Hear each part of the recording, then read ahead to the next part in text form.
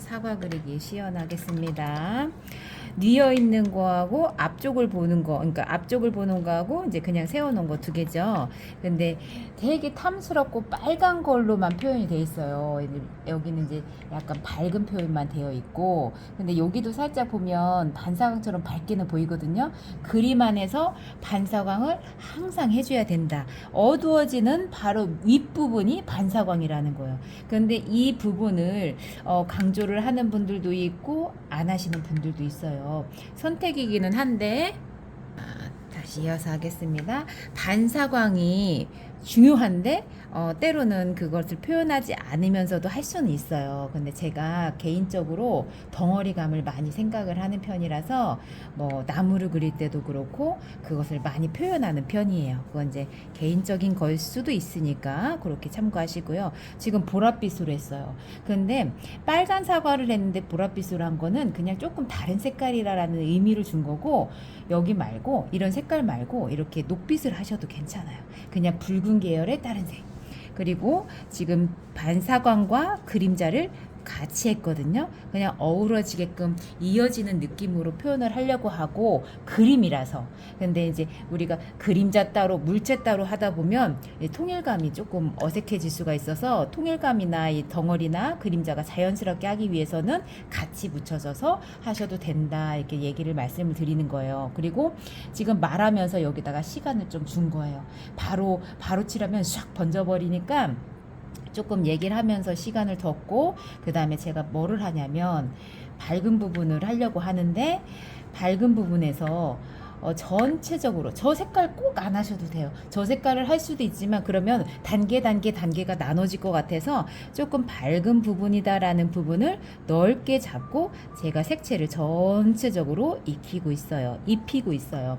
그 다음에 이 속에 쏙 들어간 부분이 꼭지거든요. 꼭지 속에 들어간 부분을 저거 그림처럼 사진처럼 그대로 표현하다 보면 들어가 있지가 않고 튀어나와 보일 수도 있어요. 그래서 이럴 때는 쏙 들어가 있는 무채색으로 살짝 저게 이제 그림하고 엄청 달라지는 상황이에요. 그런데 그 다음에 조금 물감량을 아까보다는 조금 더 써서 지금 덜 말라 있을 때 얼렁얼렁 해준다라는 마음으로 하시면 돼요.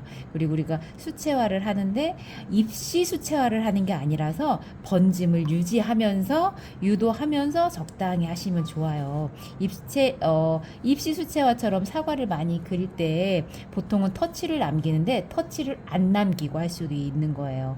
번짐으로 쫙 할 건데 지금 이거는 초벌 중벌을 한 거예요. 이 다음에 가장 진한 부분이거나 조금 더 진한 부분을 위에다가 얹은다 생각하시면 돼요.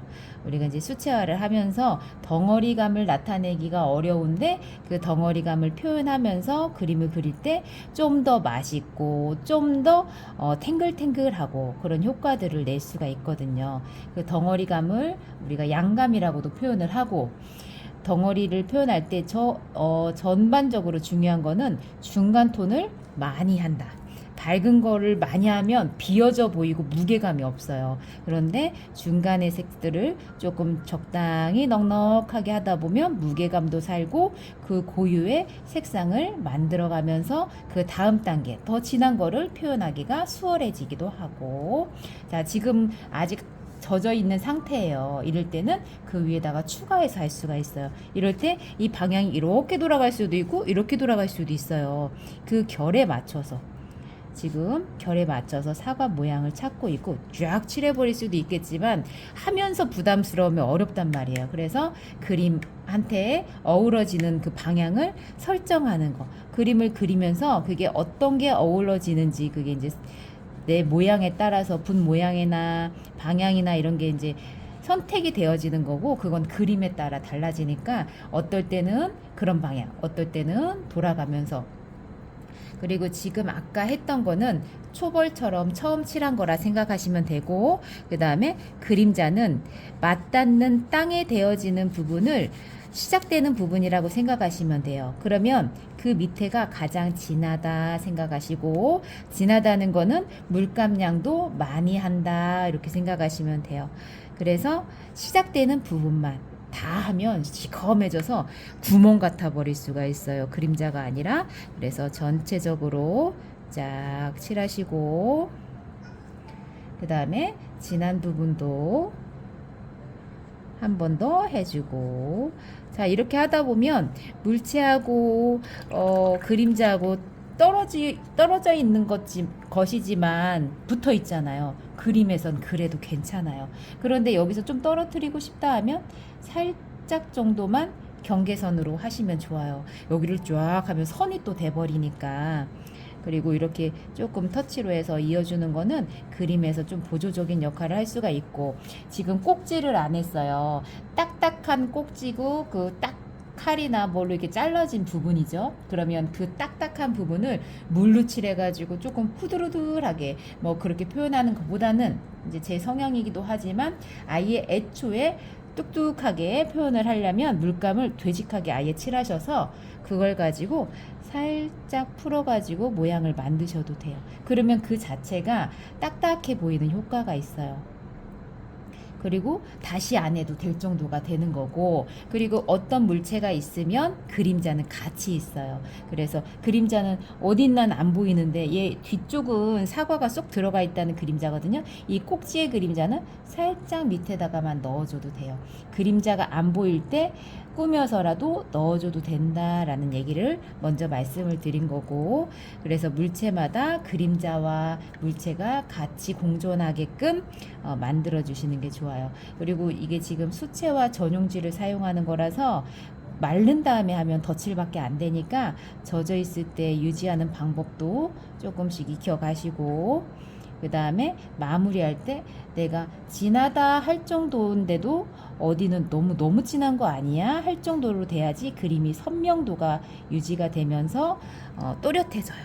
근데 얘가 이제 지금 말려가면서 좀 흐려지고 있죠. 그런데 그림상에서는 내가 조금 더 진하게 하고 싶어. 그러면 그 위에다가 한 번 정도씩, 아니면 상황에 따라 조금 더 할 수도 있어요. 제가 지금 붉은 기운을 넣었거든요. 붉은 톤을 넣은 거는 그림자는 다른 색이겠지만 어떤 색이냐면 바닥보다 진한 색이 그림자예요. 다 검은색이 아니라. 그런데 그림자에다가 위에 있는 색상을 회화적으로 조금 넣어준 거예요. 그 그림 안에다가 어우러지게 하는 거에 대해서 얘기를 말씀을 드리는 거예요. 만약에 레몬이었어. 그러면 노란색을 살짝 넣어줘도 괜찮다는 거예요. 그리고 물체에 말려가면서 살짝 또렷한 마음을 주려면 그림에다가 살짝 선 느낌도 줄 수도 있고. 자, 요렇게 해가지고 요거는 다음에 다시 보여드리고, 요거 하나 해보는 것까지 할 수 있게 해볼게요.